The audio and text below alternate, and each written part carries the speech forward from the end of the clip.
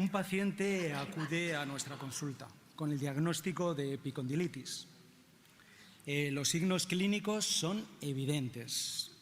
Sin embargo, trae una ecografía que le han realizado en su mutua de accidentes, en la cual no se puede evidenciar ni signos de tendinitis ni de afectación perióstica de los músculos epicondíleos. Pero a pesar de ello, el paciente ha recibido 20 sesiones de fisioterapia, se le han hecho ultrasonidos y le han infiltrado en 3 ocasiones con corticoides, con una mejoría realmente mala, apenas una semana de mejoría. Después de una exploración en nuestra consulta, le detectamos una pérdida de movilidad entre la quinta y la sexta vértebra cervical. Le encontramos también una primera costilla en inspiración y una pérdida de movimiento en la articulación acromioclavicular y también un acortamiento del pectoral menor. Se le aplica el tratamiento habitual en osteopatía y en la siguiente visita el paciente viene muy satisfecho porque, como ya os habrá pasado en muchas ocasiones a vosotros, al cabo de 2 meses por fin le están haciendo efecto las infiltraciones que le habían puesto en la mutua. Este es un caso bastante frecuente de atrapamiento de los elementos del estrecho torácico superior. ¿Qué es el síndrome del estrecho torácico superior, en un primer lugar? Bueno, pues es un conjunto de síntomas y signos provocados por el compromiso de los elementos vasculares y nerviosos en la salida superior del tórax o bien en el espacio que se sitúa entre la primera costilla y la clavícula. Generalmente son síntomas, pueden ser síntomas neurológicos o síntomas vasculares, pero fundamentalmente su origen puede ser o bien espontáneo, no sabemos por qué, o bien consecuencia de una malformación o de un traumatismo. El diagnóstico generalmente se sospecha o se realiza cuando se producen cuadros de cervicobraquialgias que son severas, extraordinariamente severas, que son recurrentes o que responden muy mal al tratamiento y siempre que se puede evidenciar un compromiso, una compresión de los elementos, vasculonerviosos a nivel del estrecho torácico superior. Pero, ¿qué es el estrecho torácico superior? Bueno, pues en un sentido estricto, el estrecho torácico superior es el orificio superior del tronco. Está definido por la primera vértebra dorsal, la primera costilla derecha e izquierda y por el mango del esternón. Desde un punto de vista funcional, también consideramos en osteopatía que está formado por la clavícula y la escápula. Por este orificio van a transcurrir importantes elementos como la tráquea o el esófago, que van a poner en comunicación la región cervical con el interior del tórax y en especial va a permitir la entrada y salida de los grandes vasos torácicos.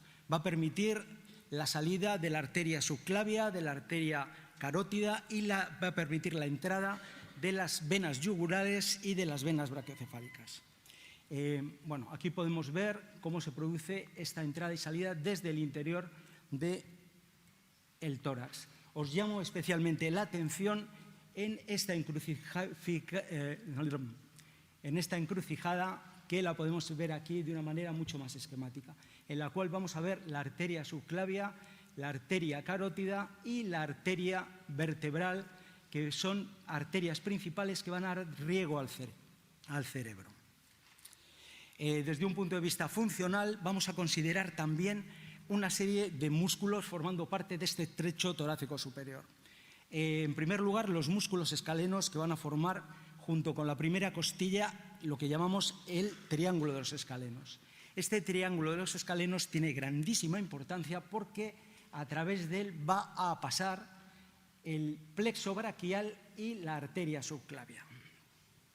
Otro músculo fundamental desde el punto de vista funcional va a ser el pectoral menor. El pectoral menor va a permitir que pasen por debajo de él el paquete vasculonervioso del brazo por completo.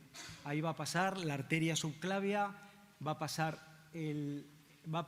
la vena subclavia y todo el plexo braquial.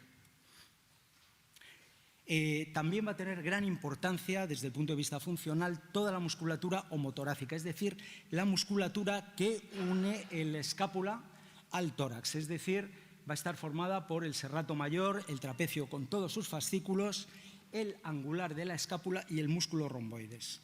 Si estos músculos se encuentran acortados, se encuentran contraídos, van a reducir el espacio entre la clavícula y la primera costilla, con lo cual se va a producir una compresión de los elementos vasculonerviosos que transitan por ahí. ¿Y por qué es tan importante esta compresión? Porque la arteria subclavia es la principal arteria que va a dar riego al miembro superior. Y el plexo braquial va a estar formado por todas las raíces nerviosas que van a dar la inervación al miembro superior. Todas ellas, una vez que van a formar lo que llamamos el paquete vasculonervioso del brazo, que se va a dirigir en una especie de corredor de servicio que va a pasar por debajo de la primera, por encima de la primera costilla, por debajo de la clavícula y por debajo del pectoral menor, y se dirige hacia el codo, donde se va a dividir en tres grandes nervios: el nervio radial, el nervio mediano, el famoso nervio que se encuentra en el interior del túnel carpiano, y el nervio cubital. Todos ellos van a dar inervación al antebrazo y a la mano. ¿Cuál es el planteamiento de la traumatología, de la medicina convencional sobre el síndrome del estrecho torácico superior? Bueno, pues ellos lo reconocen, lo describen cuando existe un compromiso por un elemento ortopédico importante, como puede ser una malformación, como es el caso de la costilla cervical, como puede ser la secuela de una fractura o como puede ser cicatrices posquirúrgicas que vayan a afectar al triángulo de los escalenos. Ellos lo describen y plantean su tratamiento quirúrgico. El tratamiento quirúrgico más habitual es la resección de la primera costilla entre los dos músculos escalenos. De esa manera se abre espacio para que el plexo braquial y la arteria subclavia sufran menos compresión. ¿Por qué se hace esto? Bueno, tenemos que recordar que los nervios todos van a llevar tres tipos de información. Información sensitiva, es decir, táctil y dolorosa, información motriz e información vegetativa. Y que cuando se ven comprometidos, cuando sufren un compromiso grave, una compresión importante, se va a producir el cuadro de cérvico-braquialgia, produciendo lo que se llama un síndrome radicular. El síndrome radicular básicamente está formado por dolor, pérdida de fuerza y alteración de los reflejos.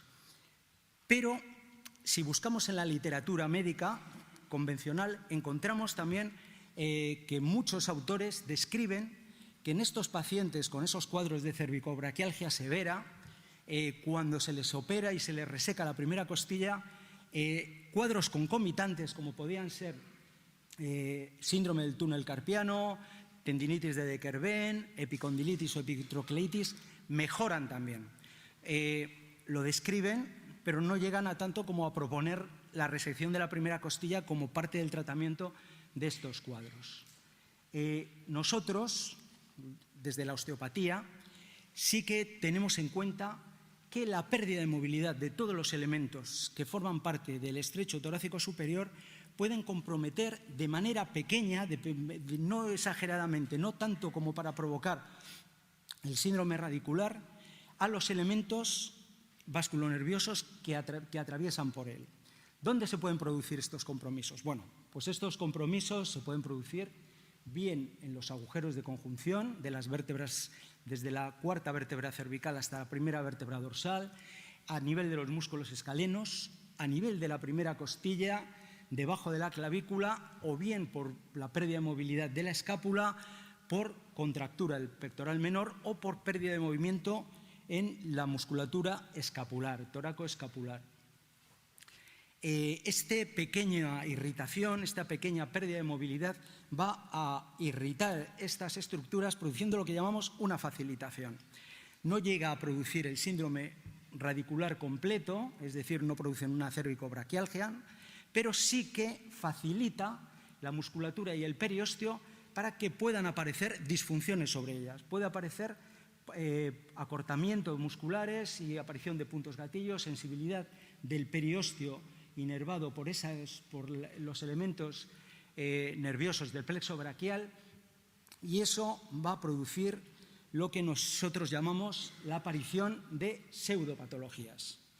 ¿Qué son estas pseudopatologías? Bueno, pues vamos a llamar pseudopatologías a cuando aparecen dolores o pérdidas de función que van a simular patología ortopédica o traumatológica, pero que con estudios concienzudos de imagen, generalmente o de laboratorio, no se puede confirmar el diagnóstico clínico. Estos pacientes son los que habitualmente salen de la consulta médica con la descorazonadora observación de no tienes nada o será psicológico. Nosotros sabemos que desde cuando existen estas disfunciones en el estrecho torácico superior pueden aparecer todas estas pseudopatologías. Tendinitis del manguito de rotadores, periartritis escapulohumeral, epicondilitis y epitrocleitis, tendinitis de De Quervain, síndrome del túnel carpiano. Y como si se tratase de un tratamiento adjuvantibus, nosotros podemos comprobar que el tratamiento osteopático hace que estas disfunciones, al corregirse, permitan que estos procesos se curen, o bien que el tratamiento médico que estaba aplicado hasta ese momento empiece a resultar provechoso, como en el caso que había descrito yo al principio. ¿Qué conclusión podemos establecer? Bueno, pues esta que os pongo aquí. Siempre que exista una discrepancia entre la clínica y los hallazgos de laboratorio, de las pruebas complementarias, tenemos que revisar con criterio osteopático a nuestros pacientes. Muchas veces, sobre todo en este caso, estamos refiriéndonos al estrecho torácico superior y a la patología del miembro superior, vamos a ver cómo, si encontramos pérdidas de movimiento, pérdidas de joint play, acortamientos musculares, disfunciones musculares o síndrome miofascial, vamos a ver cómo, corrigiendo estas disfunciones, puede mejorar nuestros pacientes. Y siempre tenemos que recurrir a este recurso antes de achacarlo a un problema psicosomático o echarle la culpa al paciente de que no quiere mejorar.